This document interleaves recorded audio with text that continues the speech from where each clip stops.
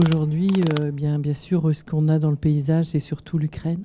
Qu'est-ce qu'on peut mettre en place pour accueillir de manière vraiment en sécurité ces populations qui sont fragilisées, un accueil qui soit vraiment en sécurité mais aussi pérenne? Ça fait des années que je réclame que l'on puisse avoir des lieux qui soient des lieux d'accueil humanitaire, dans lesquels les réfugiés arrivent, puissent faire absolument toutes les démarches, rencontrer aussi des médecins, des psychologues, et qu'on ait immédiatement le déclenchement des documents qui leur permettent d'avoir, en attendant la demande d'asile, mais d'avoir la possibilité de bouger sur le territoire et d'être reconnus.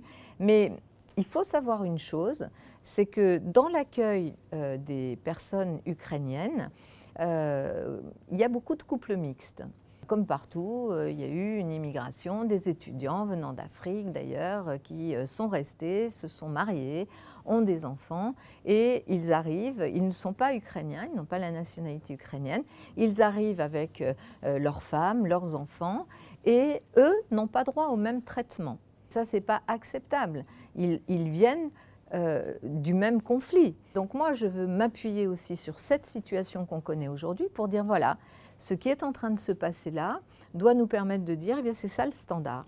C'est ça le standard de l'accueil. On voit très bien avec ce conflit que sortir de la dépendance à l'énergie fossile, c'est nécessaire, c'est essentiel pour la paix dans le monde, mais aussi pour le changement climatique. On l'a vu avec le dernier rapport du GIEC qui est sorti récemment.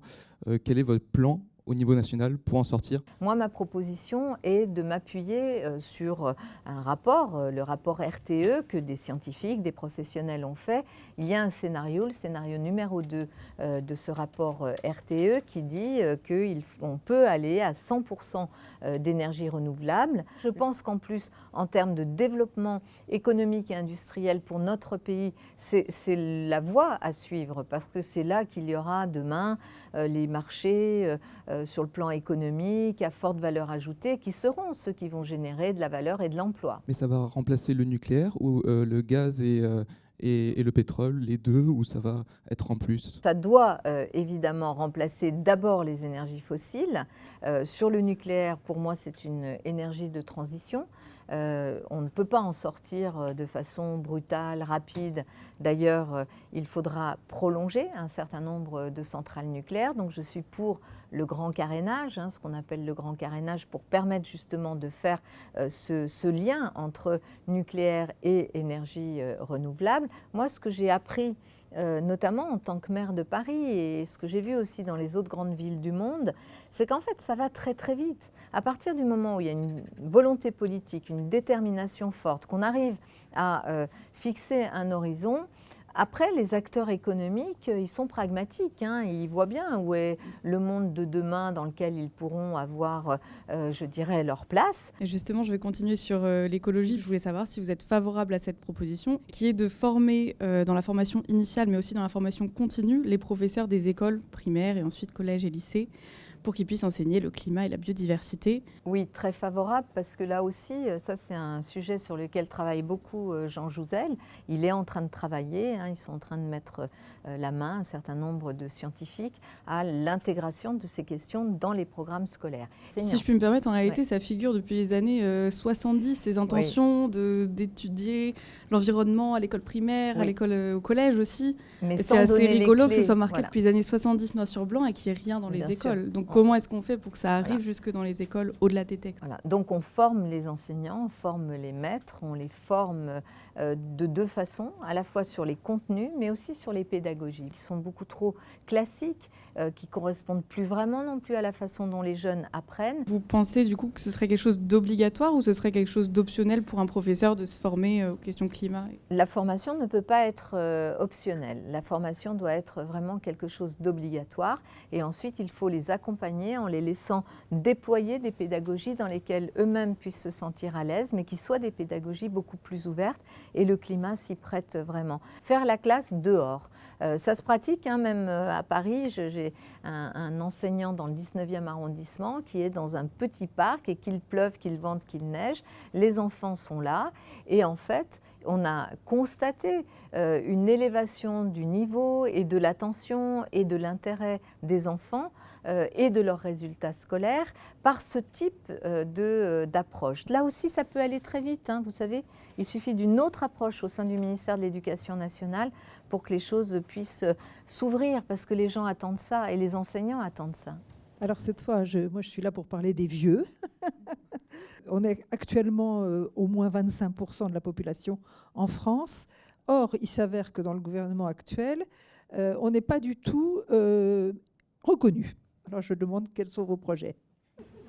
D'abord, je partage complètement ce que vous dites. Je trouve que dans notre société, on n'intègre pas suffisamment la valeur créée par le bénévolat, par ce travail qui n'est pas un travail salarié, qui ne compte pas d'ailleurs dans le PIB, mais qui devrait compter, pas pour le rémunérer, mais pour le prendre en considération. Pour moi, il faut un ministère, et il faut un ministre qui soit un ministre entreprenant, bien sûr, hein, et qui... voilà. Alors, vieux, j'en sais rien, mais en tous les cas, qui sache ce que ça veut dire.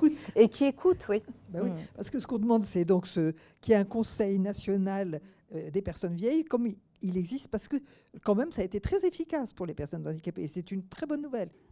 Après les vieux et les jeunes, je vous propose qu'on évoque les aidants, en particulier les aidants de malades atteints de maladies neurodégénératives, pour lesquels il n'y a pas ou très peu de structures de répit adaptées.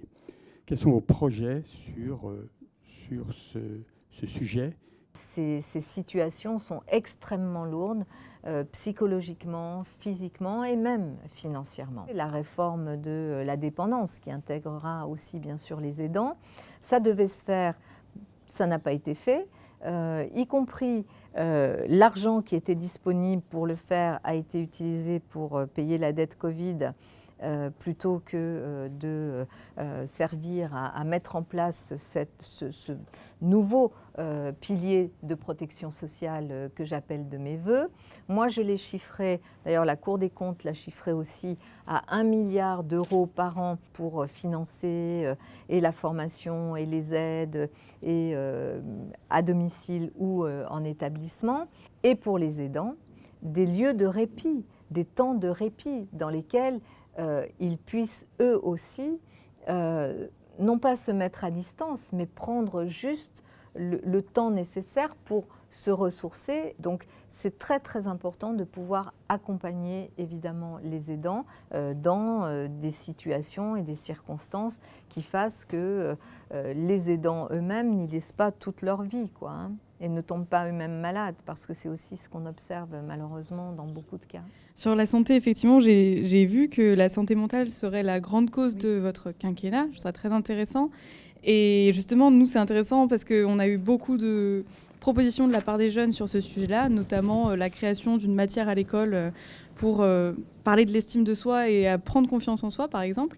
Et donc, je voulais savoir concrètement sur la santé mentale des jeunes, qu'est-ce que vous metteriez en place ? D'abord, on l'a vu aussi avec cette crise Covid, combien les gens sortent complètement fracturés, traumatisés. La relation à l'autre, elle est tellement essentielle qu'elle a été coupée, que ça a généré, et ça génère un mal-être, des difficultés très grandes, des phobies scolaires, des suicides trop nombreux. Et donc là aussi, se fixer un objectif, par exemple, grande cause du quinquennat sur la santé mentale, se fixer l'objectif de diminuer de 20% les suicides en France, et notamment dans la jeunesse. Je change un petit peu de sujet. Vous êtes maire d'une métropole. Seulement 30% des Français n'habitent pas en ville. Que proposez-vous pour gommer ce grand écart quand on sait que l'accès aux soins est compliqué? Il faut 6 mois pour avoir rendez-vous chez un ophtalmo. Il faut souvent avoir 2 voitures. Les petites écoles ferment. Les services publics ne sont pas toujours bien assurés. La Poste Renac, là aussi, à servir tous les jours. Voilà. Comment envisagez-vous de réduire ce grand écart entre ces deux France? Moi, je m'appuierais beaucoup sur les pouvoirs locaux, les régions, les départements et les communes pour justement faire ce maillage des besoins, remettre ce service public, faire un moratoire sur la fermeture des écoles en milieu rural. On crée aussi les conditions de meilleure connexion par des transports ferroviaires qu'il faut développer et réouvrir les petites lignes. Ça doit se faire avec un plan d'investissement de l'État, mais aussi avec les régions. Moi, je propose de rétablir l'ISF pour justement financer des mesures du type accompagnement de la mobilité électrique, des catégories populaires qui ne peuvent pas acheter aujourd'hui un véhicule électrique parce que c'est trop cher, et la mise en place d'un leasing social, c'est-à-dire une location mensuelle. J'ai vu que d'ailleurs le président de la République m'avait piqué l'idée, au moins si ça peut servir à quelque chose, donc ça doit être une bonne idée. Et puis, lutter contre les déserts médicaux. Moi, j'ai une proposition qui est de dire, appuyons-nous sur la réforme des études de médecine, sur la 4e année d'internat, que cette 4e année d'internat soit une année de professionnalisation. C'est-à-dire que les jeunes médecins seront payés plus, parce que c'est 1 700 € par mois, un interne. Donc là, c'est x2, 3 400 €. Qu'on les accompagne pendant l'année de professionnalisation dans les déserts médicaux, qu'on les accompagne avec les départements qui peuvent leur mettre à disposition l'hébergement, tout l'accompagnement de véhicules, bref, tout ce qui est utile à pouvoir arriver et à se sentir quand même accueillis. Et là, dès la première année, dès 2022, on pourrait avoir environ 4000 jeunes internes qui pourraient aller dans ces déserts médicaux. Et en année pleine, ça ferait 8000, puisque actuellement on forme 8000 étudiants en médecine. Moi, je propose de monter à 15 000 étudiants par an, médecins par an. Mais bien sûr, entre aujourd'hui et la fin de la formation de ces médecins, ça sera dans 10 ans. L'autre élément aussi qui me paraît important, c'est la réindustrialisation du pays. Parce que pour vivre à un endroit, il faut qu'il y ait un travail. Et donc, dans le projet que je porte, il y a cette idée de réindustrialisation en s'appuyant sur les 4 odyssées industrielles. Je vous ai parlé de la santé, j'en ferai une sur les mobilités, une sur le numérique et une autre sur les énergies renouvelables.